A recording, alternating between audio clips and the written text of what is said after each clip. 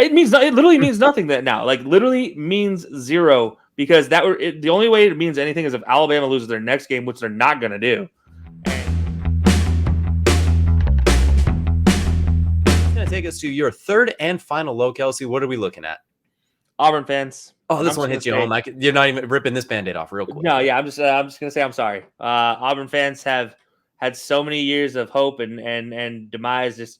For some reason Auburn fans are the most hopeful fans in the world, and they never should be. I'm sorry, Auburn fans, you should never be this hopeful ever again.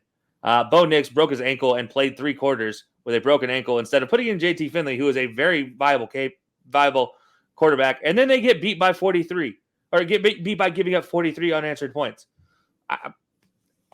Tell me where it makes sense. It doesn't. And the fact is, Auburn's probably going to end this season about 7-6, 7-5, I believe. If they're lucky, maybe 6-6 if they're unlucky. Who knows what does that to happen? But yeah, poor Auburn fans. Low is just because they just have to deal with this year after year after year. It doesn't change. Coaches doesn't matter. It's just something in the Auburn mantra that unless we're going for a national championship, they don't care.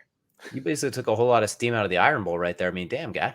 It literally means nothing that now. Like literally means zero because the only way it means anything is if Alabama loses their next game, which they're not going to do, and then Auburn could walk in there and win. Auburn still has to beat South Carolina this week, which I don't even know is possible.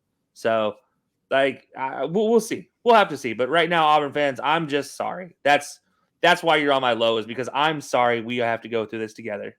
And on top of it, too, to add to it, you talked about the Bo Nix experience. It's up, it's down. You never know what you're going to get. On top of it, you have to watch Auburn transfer Malik Willis at Liberty possibly play himself into a first-round pick of a quarterback with almost no talent around him. Obviously, he has his ups and downs in college football, but he has a lot of intangibles that you do not find very often. He has a lot of those elite traits that has NFL scouts looking at him like, could that be Josh Allen? Could that be a Michael Vick? Could we have something here? Like, he's probably going to get taken early in the first round of this NFL draft, barring some whole tomfoolery moving in the back end of the season in the draft process if he decides to come out. But that's a guy that could be suiting up and be staying War Eagle right now. And you never know when you give him some SEC caliber players like a Tank Bigsby. Obviously, the receivers aren't exactly lighting the world up, but it's better than what you have at Liberty.